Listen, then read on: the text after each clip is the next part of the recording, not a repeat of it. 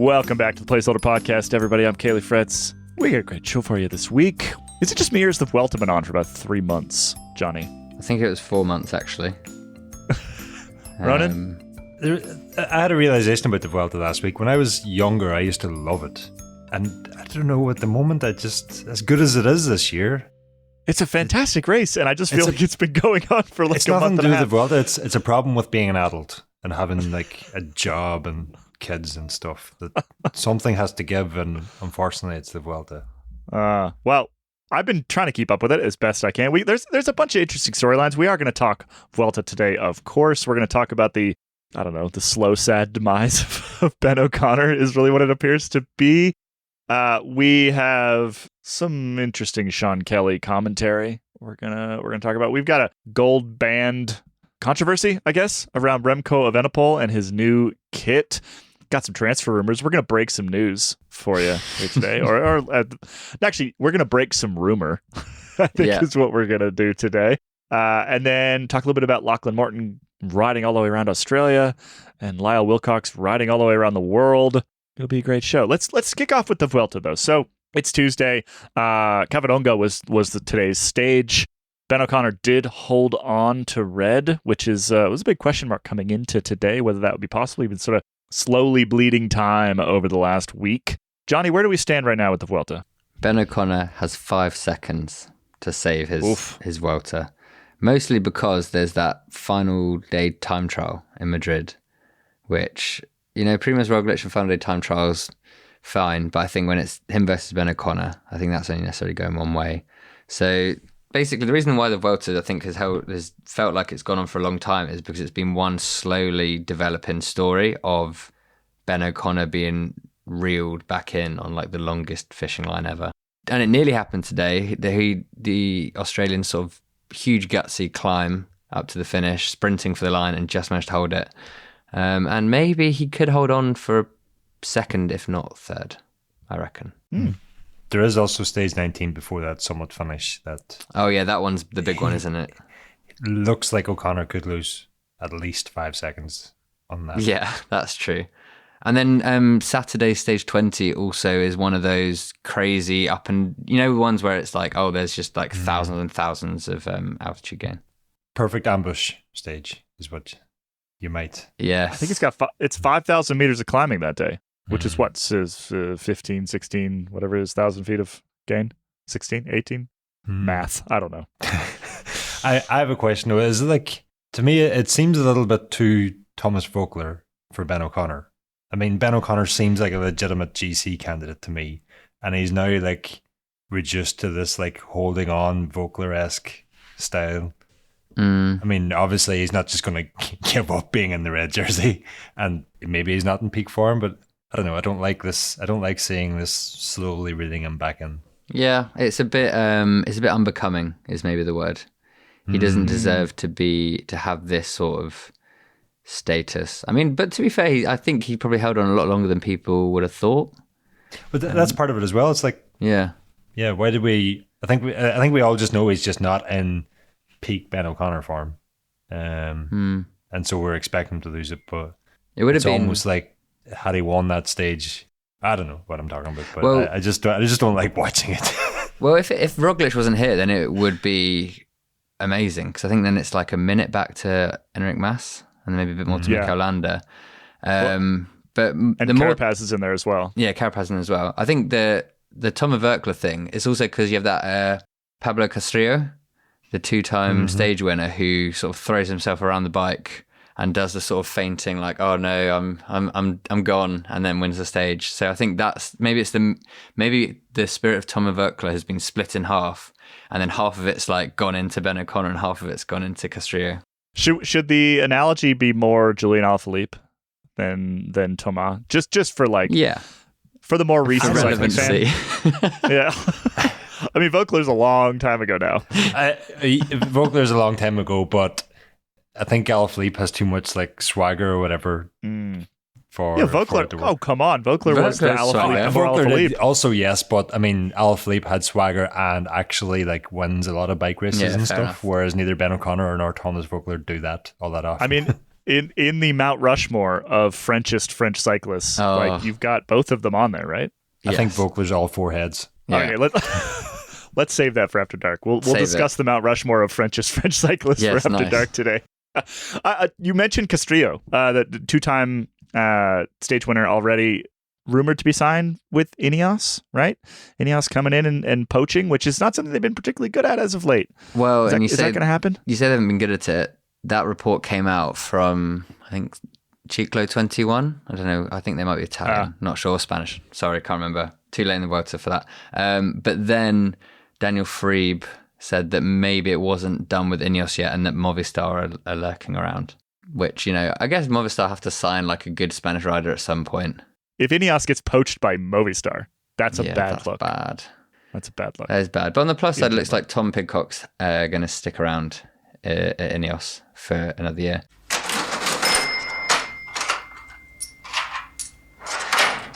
Returning to the Vuelta, we have, the majority of a week left to go. A couple very, very hard stages left to go, including that sort of 5,000 meter, which, by the way, is 16,404 feet. I have done the Googling since then. 16,000 foot climbing stage on stage 20, followed by that TT. I think you're right, Johnny, that if Roglic wasn't here, like Mas and Carapaz are not incredible time trialists, right? Carapaz may be slightly better than Mas on a normal day, but there would be that sort of wouldn't be hanging over O'Connor in the same way that it is right now, where even if O'Connor hung on through all the climbing the rest of this race, he's losing to Roglic by more than 5 seconds in that time trial. There's no question, right? Whereas if it was just Mas and Carapaz, it would be a different story. There's two flaws in that theory, or that version of the race, in that if Roglic wasn't here, O'Connor never gets that gap and bees in the jersey. True. And the other one is that Mas never wins a Grand Tour ever. So it wouldn't be exciting. He's been fun though. Somehow Carapaz would have it wrapped up. Enric Mas has been fun this Vuelta. He's been attacking. I think it's also down to that kit. That Movistar kit is the best one they've had for ages. Icy white. It's like a pack of chewing gum that they somehow make mintier than the regular minty one, which I don't know how they do that. Extra mint? Yeah, somehow. But it's mint cool breeze. Does it have a taste? Does a breeze have a taste? Don't think so. Yeah. Enric Mas has a taste. I know. For some reason, my brain wants to say ethanol, which I don't think it's ethanol. Menthol. That's menthol. That's the word you're looking for. Menthol is the word you're looking for. Let's switch over to some Sean Kelly commentary. So unfortunately, I didn't get to hear this in real time because I listened to NPC and Peacock, and I had Bob Roll, the dulcet tones of Bob Roll and Christian Van de Velde in my ears. What did King Kelly say? Well, we've got two options here. We could either put the audio in because someone clipped up on Twitter, or we could get Ronan to read out what he said because I do have it typed up. Which option should we go for? Now, the thing about Ronan is that I've never heard him do a Sean Kelly impression, but I've seen him do one, and it's one of the best visual impressions I've seen. I'm more a visual impressionist than an audio one, so I'll not even try here. I'll merely read out the words that are in front of me. How many of these words do you want read out? I think give it all. It's fair. I think it's fair to give the full context of what he was saying, seeing as we're then going to talk about it. Perhaps I'll just read out the full segment from Spin Cycle. That's good. A fascinating piece of analysis on live television from Eurosport's Sean Kelly that, of course, caught the attention of certain segments of Twitter, but don't let that distract you from it. Let's begin with what Sean Kelly said during stage 13. Anytime you get a shot of the rear end of the peloton, you see the same riders. And I think in this race, they're going overboard. We often talk about the riders' end of the season. The fatigue is there, Kelly said live on commentary. We did talk a number of years ago as well, pushing the riders, maybe the doping aspect of it, is that a problem as well? The UCI have to do something about it, because if it continues on, the last 3, 4, or 5 years, all of the races, they all want to make it more difficult than the last one, and it's just getting out of hand, I feel. The problem with reading the reported speech is that Sean Kelly does it in his train of thought way, where it doesn't really finish. There's a lot of words missing from the sentences. A lot of words finishing. But then I actually sent the clip to you, Ronan, for you to sort of decipher and translate. Yeah, fluent in Kelly. Well, yeah. Do you want to? Do you want to say the gist of it you got from that? Like the focus obviously is around when Sean says, we did talk a number of years ago as well, pushing the riders, maybe the doping aspect of it, is that a problem as well? And that was taken to mean like Sean calling out doping within the peloton and saying the UCI needs to do more. I'm almost certain, now I haven't actually asked Sean, I probably should do, but I'm almost certain what he means there, and that just didn't come across in audio as well as it would have done if you had been like sitting and seeing him communicating, is that when the races are too hard, it almost encourages, I'm struggling to find the right word, encourages or provides a reason, or it pushes doping. Yeah, it pushes desperate right riders to desperate things, I guess.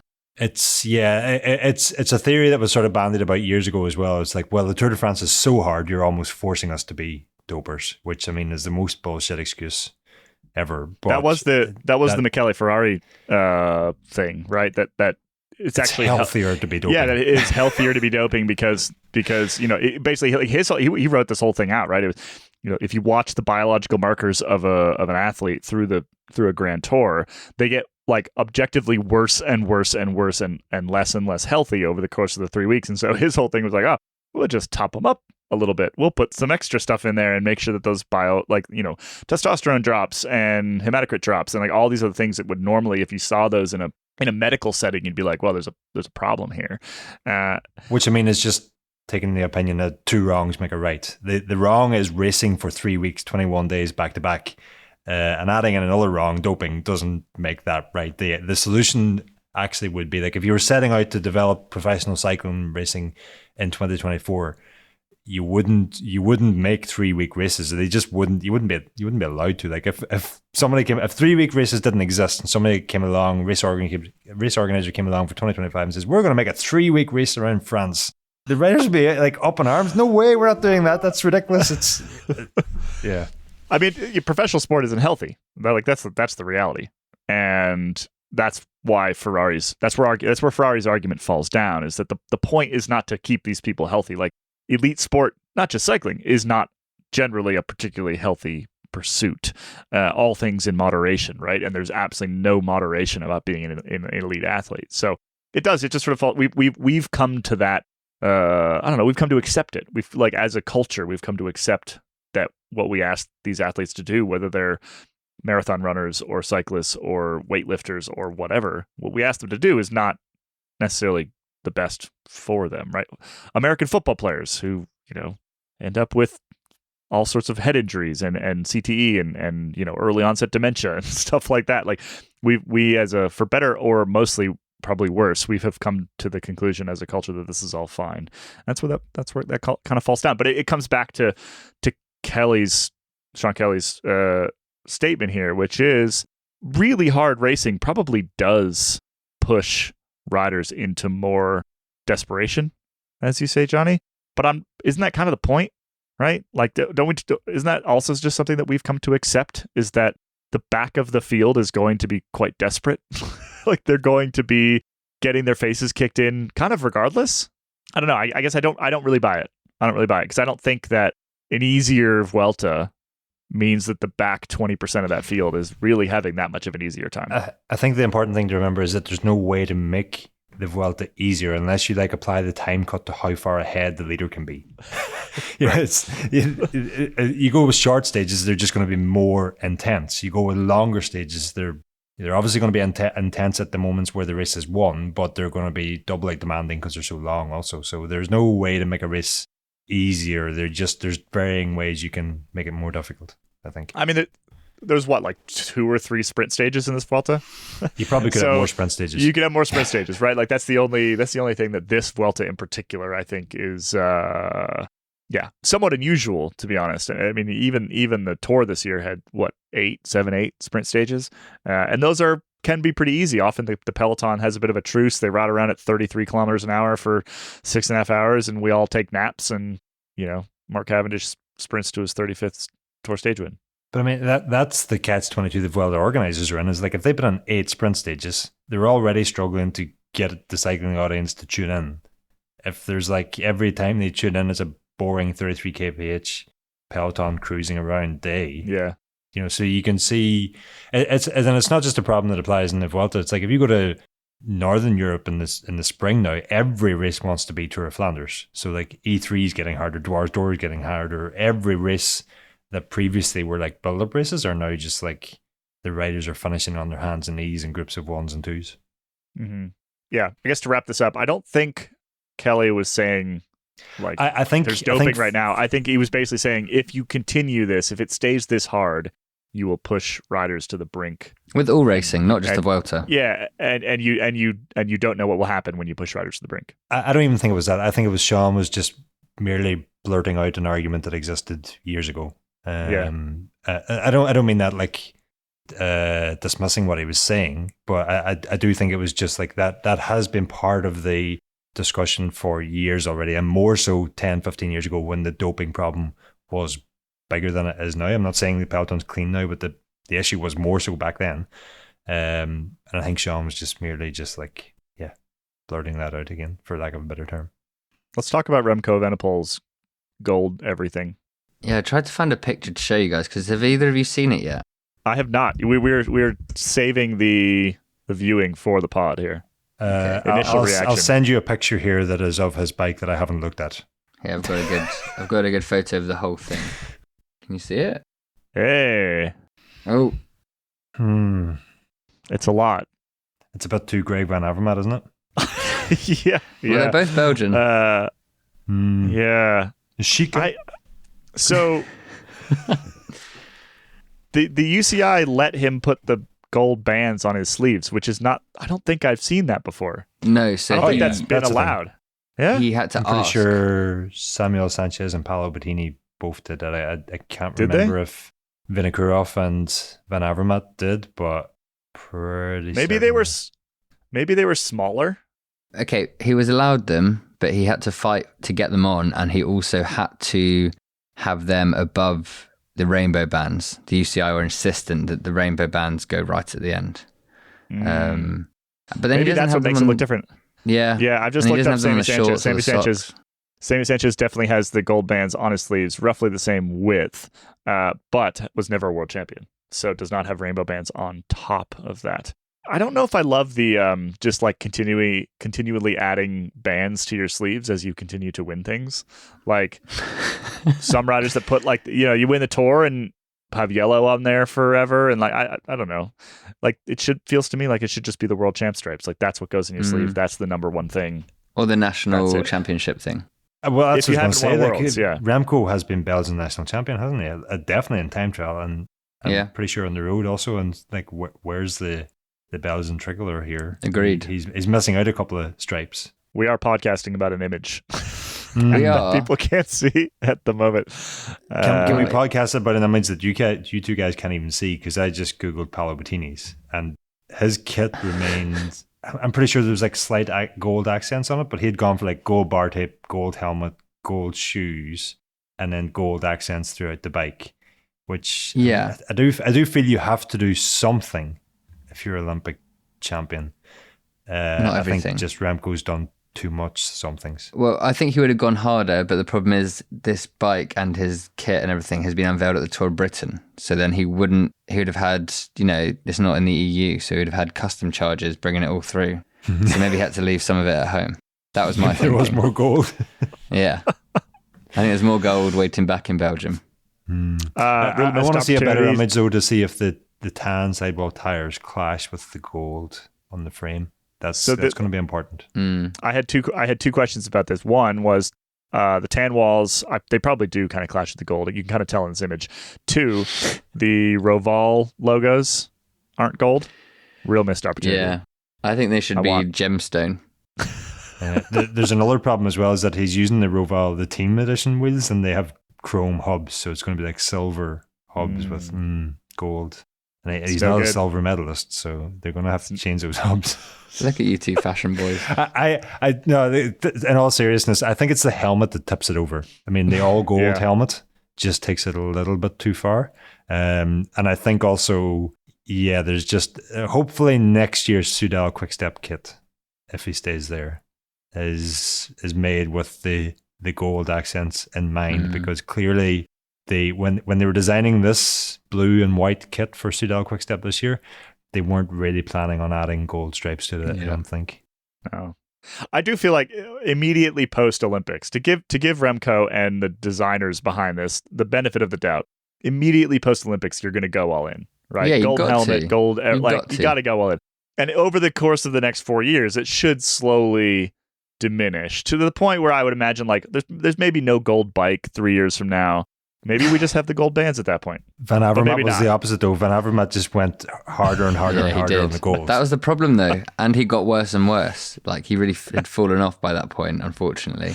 Whereas if Remco is young enough, if he stays good enough, then I think you can, as long as you're good, I think you can get away with the gold. It's just a pity that the Vuelta no longer has a gold leader's jersey. Did it? True. Is that true? Oh yeah. How long for? The red jersey is like, I think the red jersey is about 10 years old at this point, but before that was always it was gold. Jersey. That is an insane thing to do. It was kind of it was much better than the red. Really? Okay. It made the Vuelta interesting. It would make sense because you come straight off the Olympics and that's your understanding of sport is like gold, silver, bronze. And so Vuelta's like, oh, here we go. More gold. You understand this, sports fans. Yeah, it was kind of like an old gold, a little Wolves-esque. Old school Wolves, old gold. Do I need to stop sharing? Yeah. Look at us. Not good for audio listeners at all. Well, so what you got to do is if you're not like riding your bike or something like that, listening to this podcast, just pull out the old phone and Google it.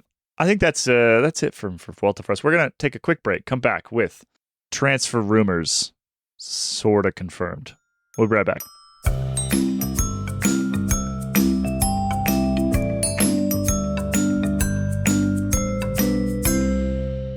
There was one quick thing we forgot from the first part of the show, Caley. It's that the Tour of Britain, which started today up north, had to send out a communique after the stage reminding all of the teams that in the UK we drive on the left-hand side.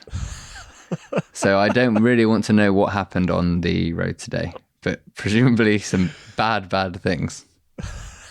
I wonder if it would so within the rolling enclosure, do the normal rules apply? Because so for example, you guys know this, when we're driving in the Tour de France sort of on course, if you're driving slowly, you stay to the right and you turn your right turn signal on to tell people behind you that they can pass, right? Is it switched in the UK or does it still work the same way? Do you have to swing over to the left side of the road? Stay on the correct side of the road for that country, which does present issues because most of the team cars, being European, are left-hand drive. And so there's always that. I'm pretty certain this is like a annual tradition of the Tour of Britain that there's a bit of confusion. Oh, really? Especially for riders going back to team car. It's like in a normal race, you go to the left side of the car to where the director is sitting driving the car. Yeah, it just works out wrong when the car has to be on the opposite side of the road.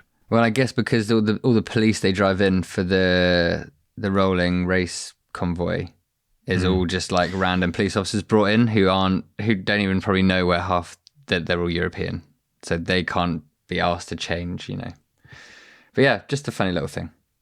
Can we force the UK to drive on the right hand side of the road? I think that's the one thing you can't. I think there's an international treaty that says when America adopts the metric measurement unit that the UK is going to switch sides of the road. So never going to happen. Balls in your court. I'm in favor of it. All right, let's get into transfer corner. Exciting times. We have breaking news. Do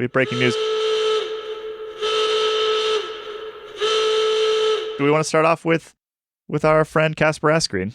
Sure. Where's he? What color is he going to be wearing next year? Is this are we breaking news or breaking rumor?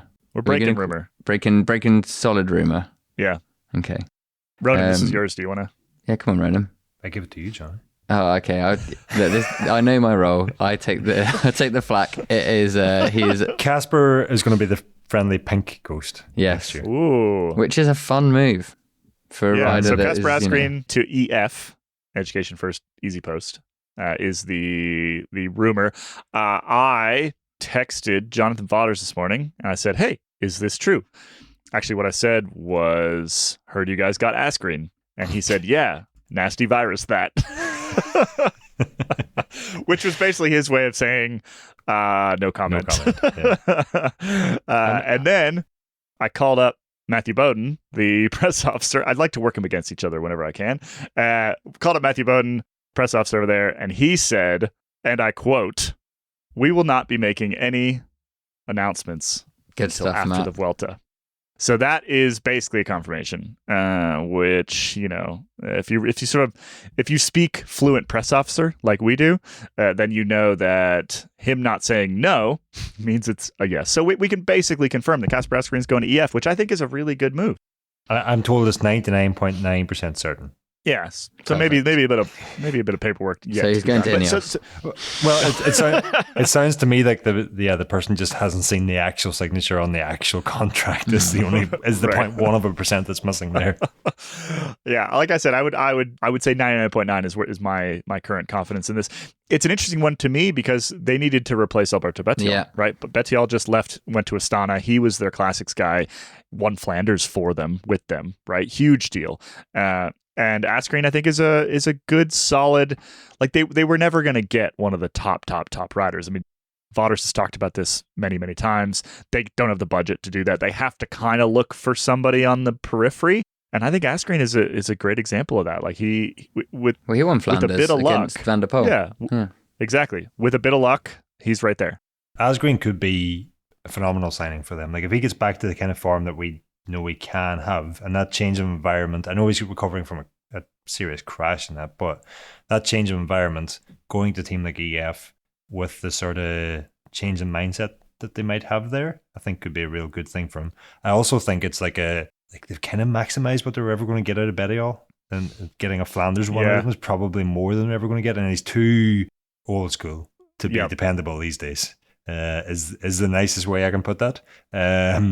When the guy goes fully decked out in aero kit for Milano Torino and holds off a chasing peloton on his own for 30k and wins by like 8 seconds, and 4 days later turns up to Milan San Remo in bog standard training kit. I love how this is still rattling around your brain that you can't get over it. You cannot put your weight behind that guy for an entire campaign. Hence why he's gone to Astana, where they will be perfectly happy for him to line up in shorts and jersey, and probably never win a race again. Whereas Asgreen, we know he's a listener to Geek Warning. Mm-hmm. We know he's a fan, a friend of the collective, or a fan of the collective, or whatever. He's very clued in when it comes to tech, and I think we should say he's not the source for this. Just to be clear. No, that's a good point. I kind of made it sound like Ronan. He might have told us. I've never spoke to Casper Asgreen. I've never actually. No, I think I have, but not on this topic. Yeah.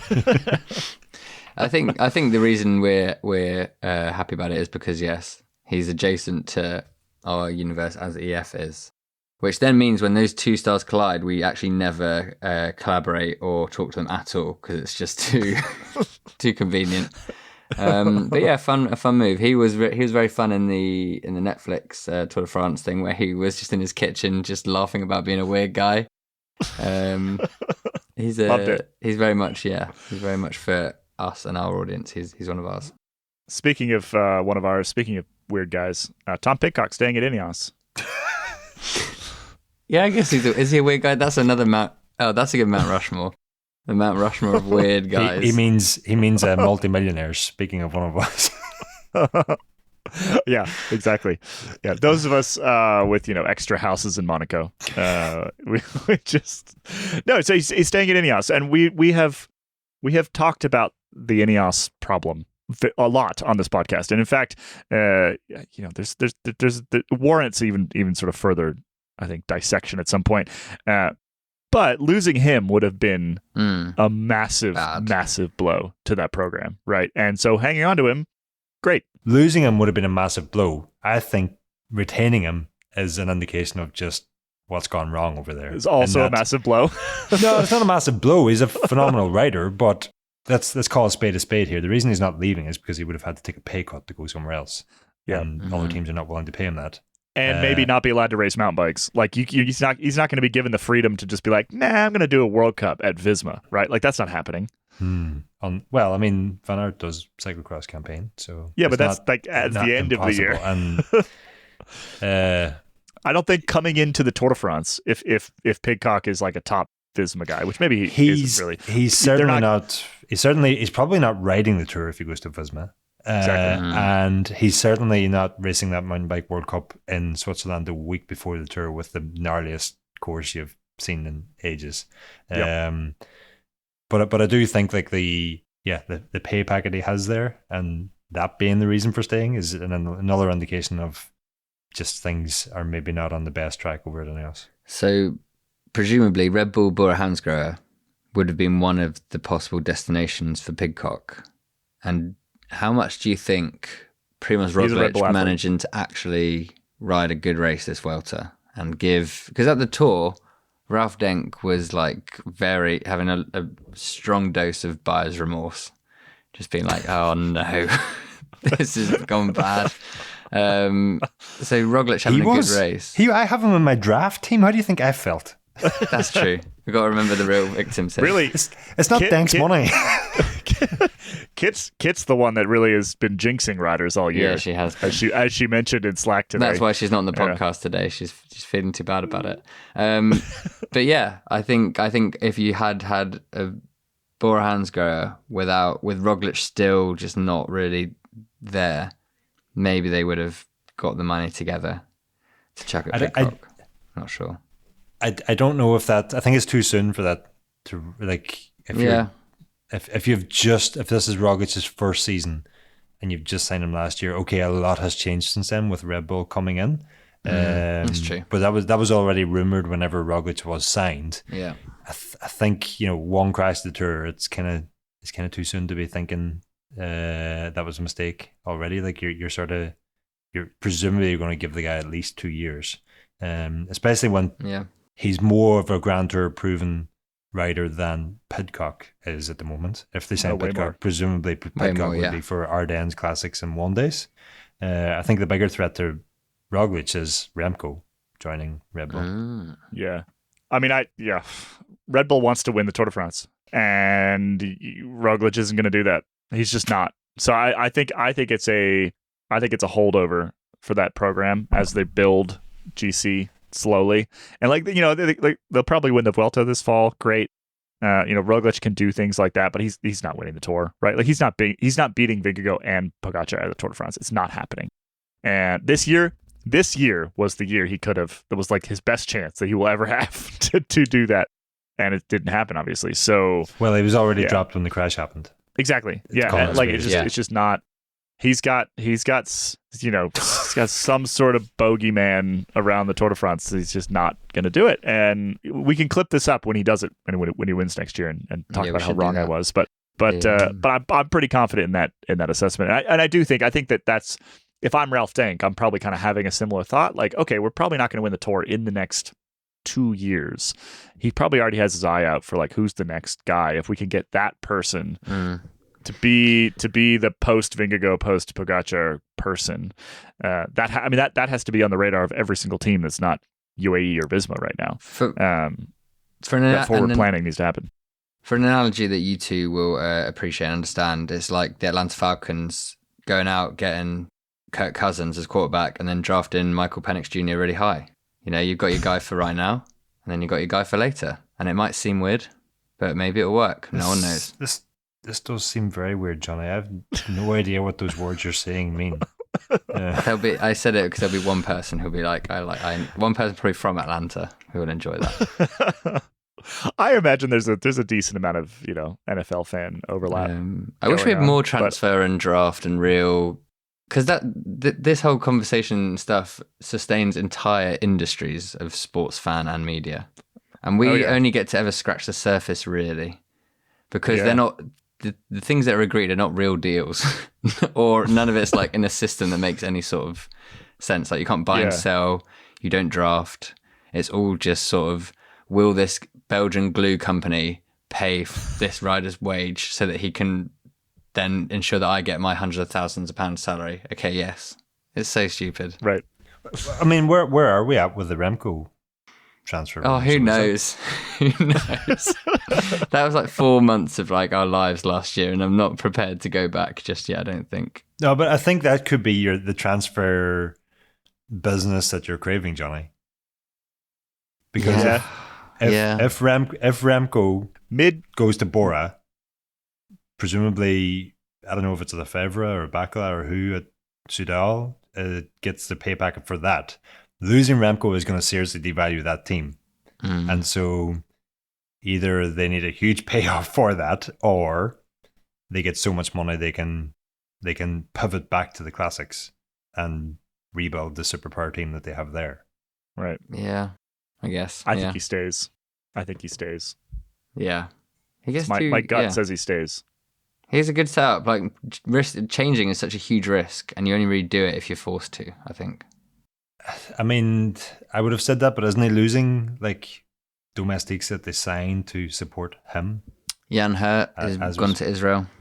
And someone else as well. Yeah. Yeah. Well, we don't have to feel sorry for Remco. Most of the time he's fine. You know, he can sort himself out. Should we head to China? Yes, because I'm officially not going to Guangxi this year. I had to send an email off saying I can't make it, which is sad. Maybe next year. Can't eat noodles for breakfast. The memories is just beef broth for breakfast. And you know me, I'm not an early riser. It's just too much that early in the morning. Anyway, and this is a story from Mikkel Rime, who's the one sort of like semi-prominent Estonian rider who you probably sort of half recognise. Who's also right arm. Sorry, yeah, that is the other one. Yeah, I mean don't forget right arm. He's more famous for name alone, really. He's some sort of bodily branding exercise. But Mikkel rode for Israel. He currently rides for a Mongolian continental team and is racing at the Tour of Poyang Lake in China. Have you seen this, Ronan? I need to get your reaction on it. So today in this Chinese UCI race, it was 40 degrees centigrade heat, and they had to do a team time trial of 32 kilometers. And the race commissaires didn't allow anyone to use ice socks. I don't know why, but they just weren't allowed saying to it was going to be an aero benefit. Sorry, that was it. Yes, the aero benefit? I literally didn't read the final line of the tweet, and that was the crucial information. Yeah, they said it was an aero benefit, so they weren't allowed to do it anymore, which seems cruel. I think this is a good balance, because I think last week on the podcast we were praising the UCI, and we got to balance the power, you know. I think that the UCI recently gave out the first yellow cards to a rider in the Tour de France Femme, and they should have in fact just given the yellow card to themselves. That's big of you to say. It's just dumb. Perhaps a red card. Yeah, it's just stupid. It's 40 degrees. All right, so what's that in freedom units? It's like 100. It's like 100-ish. It's hot out of 10. Mikkel says their plan is to 104. Make a new riders' union, and they're going to make sure the commissaires aren't allowed to use AC in their cars on the next stage, and also they're only allowed one bottle. I mean, the issue here is that it's like heat stroke is such a serious thing, and that sort of heat, and you know, a commissaire deciding on the day that you can't use an ice sock. Yeah, at some point you have to say whatever about not liking aero or maintaining the image of the sport or whatever. Rider safety is paramount in all of these things, and that doesn't seem like they've made that decision in the best interests of rider safety. Agreed. Thank you, Ronan. It's a symptom, the syndrome, when like somebody who doesn't normally have that much power suddenly gets a little bit of power and then just uses that power for job's worth, for evil. What? A job's worth. Oh, that's kind of it. But he's thinking of something different. You're kind of right, Ronan.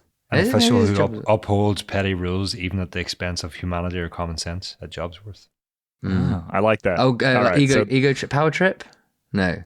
If anybody out there knows the word that we're talking about, somebody at Discord will tell us the word that we're thinking of that I cannot currently think of. But you know what I'm trying to say. Like this UCI commissary working a pretty small race in China, far away from the heartland of professional cycling, has decided that this is their opportunity to put their foot down. And like the other example is like all of the people that we have to interact with at the Tour de France who are like, no, you can't go through this fence. And you're like, but I can go through the fence. They drive me crazy. They drive me crazy.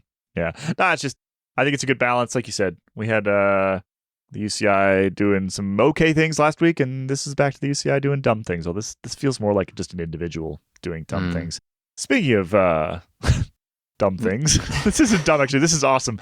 Laughlin Morton is going to ride all the way around Australia. He's going to ride around Australia. I mean, for me, this would be dumb. For him, super cool. 14,200 kilometers around continent of Australia, country. It's not the whole continent. There's like New Zealand and stuff. Yeah. Around the whole outside part. Fighting crocodiles, avoiding snakes and spiders. Ronan, so we broke this ages ago. This was confirmed yesterday, but we actually broke this on an episode of Performance Process that you had Laughlin on, and he kind of hinted that this is what he wanted to do. What was the reasoning behind it? If I remember correctly, no, it was just that he had wanted to do something in Australia for a long time.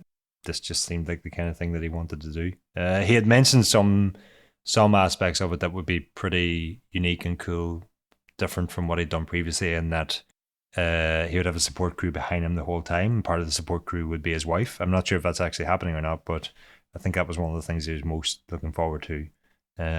Which, I mean, if I was his wife and having to sit behind him in a camper van for 14,000 kilometers, I might not be his wife at the end of it. I think it's family and friends who are doing it. I think that's as specific as the original story got. So maybe not. I also noticed in the comments section of the story we've got on the website today about this that someone was saying that he's going in the wrong direction too, because he'll have a headwind across the Nullarbor given the prevailing winds. Oh, really? So we maybe need to go back and ask him why you're going that way. That sounds miserable. Isn't the Nullarbor like it's a couple hundred kilometers of, it's like 900 kilometers of nothing or something? Is that not like the entire lap? Pretty much. Well, so I guess the other angle on this is he's raising money, which is fantastic. So he's doing this to raise funds for the Indigenous Literacy Foundation, which provides access to books for children in remote Australian communities. So every $10 raised is a book for an Indigenous child, which is super cool. And if you check out the story that we've got on the site, there's a link there. You can go donate. So for a good cause. And Laughlin's done this before. I think he raised like $280,000 for Ukraine, and he's just $4,000 raised already on the. There's also a link in that. There's also a link in the story we've got on the site today to the podcast that I did with him back in June. And one of the things I'd asked him was like, what is like the criteria you set yourself for these challenges on the ultra that he does? Does it just have to be bigger and wilder and crazier and more difficult than before? And he was kind of like, that's got nothing to do with it really. It's more just like everything he has done until now is like he's proved to himself he can at least do that. And so then it's like, well, that's a stepping stone to this other thing that I want to do, which is different than it just like the next thing having to be bigger than the last thing. Well, and this is the first one he's doing that's supported too, right? Like he's done a lot of unsupported stuff. He did Colorado Trail. He's done a whole bunch of those, and I think this is the first one he's doing with real support, and that does change things dramatically, right? So it's more like Race Across America, for example, where you've got a team behind you. You know, you're taking short naps in an RV. I don't know if anyone's done this. Has anyone done this? What, around Australia? Is there an FKT that he's trying to beat? Yes, there is. I think it's 37 days. It was set in early 2010s. All right. And he's still going to do his thing where he sleeps at night, because before he said that that's something that he's not necessarily willing to compromise on anymore. I think partly for himself, and also I think the way that Ultra is going a bit is it's just too extreme, where it's just people riding for days on end, and it's like we were talking about what's healthy and not earlier in the show, and not sleeping and then riding like 400 kilometers is maybe as unhealthy as it's possible to get. And he has the benefit of having a threshold like 100 watts higher than most of the people doing these things. And so he can get places. 100 watts. Yeah, he can get places faster and then take a nice nap. So just a super cool thing. I like that he's found a place in a team and a I don't know, like he's found some work-life balance, I guess you could say. Like he's found a place where he can do this stuff and a team that allows him to chase this stuff down. There's no guarantee of that within a professional racing setup, right? But he's got the support of EF and all those sponsors and all the rest, and it's just a cool thing that he gets to do, and for a good cause. And yeah, I love it. Nothing to dislike about this one. I think it works for the team too, because as I had mentioned in the opening of that podcast, my wife doesn't keenly follow cycling, and so she'll only really comment when 3 riders achieve a result or something. And the 3 riders are Sam Bennett, who's Irish and family friend, Lizzie Dagnan, family friend, and Laughlin Morton. Which, 2 World Tour winners, and then Laughlin doing something very, very different, but obviously breaking through still. It's the same with my buddies. When I used to watch the YouTube videos of Laughlin, and they would just sit and watch it with me, and then now if we get on to chatting about cycling, whatever, they're like, oh yeah, has he had anything else recently? It's funny to see the breakthrough of it, and it gives you a lot of context and understanding of what actually makes people who aren't really into all this stuff tick. Yeah. Do we have an update on Lyle Wilcox? Isn't she's coming across the last of her continents, right? Yeah, she is. She's in between Arizona and New Mexico at the time of recording, so I think she's got 2,000 miles left to go. She's just passed over 100 days on the road, and to beat the record, I think Jenny Graham's record is 110 days. So it's going to be potentially close. I keep on trying to do the maths in my head, but it's very confusing. And I underestimated how much distance there is between the top of Alaska and LA. Because I was thinking of doing an update story, and I was like, oh, she's not got much further to go. I'll just wait and she'll be done in a week. It's only that far. Because she zoomed across Europe. Caley's going to love this because he's always going about how small Europe is and how big America is. Zoomed across You're very small. Europe. Where was the other bit she did? Australia is surprisingly quick as well. Obviously not quick, you know what I mean? And then going down through all that, Canada and stuff like that, just took so long. I'm sure she's still going very quick. But she's directly south of me. She's 3 hours from me right now. Oh, come on then, Caley. You're sitting here talking to us. He's sitting here talking to us. He could be out in the city. I know. Well, that's the cool thing. She's been doing the Instagram updates every day or every other day, and it's about how many people have come to join her on her rides, and it's just dozens and dozens of people every time when she advertises an actual group ride, or people just pick up on her route. So she said, in one of the captions, it's it hasn't really felt like I'm doing this huge record attempt. It's more just been one continuous group ride with a changing cast, which is quite fun. That's and awesome. Probably makes you go faster. Doesn't feel like I'm doing a huge record attempt. It feels like I'm getting chased by strangers. Which probably makes you go quicker as well. That's why she went so fast through Europe. She's about to hit Albuquerque. She'll hit Albuquerque before this podcast goes out. So if you're in Oklahoma City or the Panhandle in Texas, And it finishes in Tulsa. Chicago. Yep, Tulsa, and then up to Chicago. So yeah, if you're in any of those cities, go check where she is, and you can probably catch her in the next couple of days. I would imagine by the time this podcast goes out, she's probably close to exiting New Mexico. She's in a quite hilly part right now, so it'll take a little bit longer. But then she's in across the Midwest. So and then the other quick thing on around the world is that Kit actually sent me this the other day. There's another woman currently out on the road who was trying to break the record. Her name is Vedangi Kulkarni. She's a 25-year-old Indian adventurer endurance athlete who first circumnavigated the globe at 18. So became the youngest woman to ever do it, which is crazy.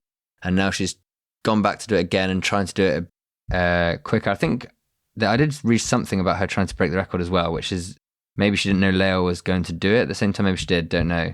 So she's 57 days in and has gone nearly 7,000 kilometers, which I did the calculations quickly in my head. I think that's not going to break the record. But I haven't looked deep enough into what has happened on the ride or if things have come up. But it's just cool that more people are doing this. And then Venangi on her website has a tracker and there's a video with GCN. So these individual athletes are able to showcase these things they're doing and also attract media attention. And I guess she's got some sponsors and stuff. And it's been a set, we talk about all the millions of the World Tour and Remco and stuff. And then there is other people doing equally impressive stuff just kind of with a website. and a bike. Yeah. And some sponsorship dollars. So it's a nice like palate cleanser to, I don't know, all the fast boys on their bicycles. Fully agree. In fact, I think that's where we're going to wrap up the free part of today's episode. We're going to head into After Dark. We're going to pick the Mount Rushmore of Frenchest Frenchies and see where we end up. If you're listening to the free version, thank you for coming along with us this week. We'll see you next week. If you're a member and you listen to the member feed, head on to After Dark with us. We haven't mentioned this in a while. If you are a member and you don't have access to the member feed, all you have to do is Google Escape Collective member only podcast. If you're logged in, you can see that page, and then you can put in your email, and relatively easy to get it booted up into your phone. Only thing it doesn't work with is Spotify. That's not our fault. That's Spotify's fault. We're trying to find a way around it. But at the moment, their money grab is preventing you from hearing After Dark. So, I don't know. Send them an Instagram. I was going to give a sneak peek as to how After Dark works. And that is, I lean back on this chair that I'm on. I lock it in the lean back position. I drag the mic back to reach me. And then who knows what follows. It's good stuff. All right, let's head into After Dark. Bye, everybody.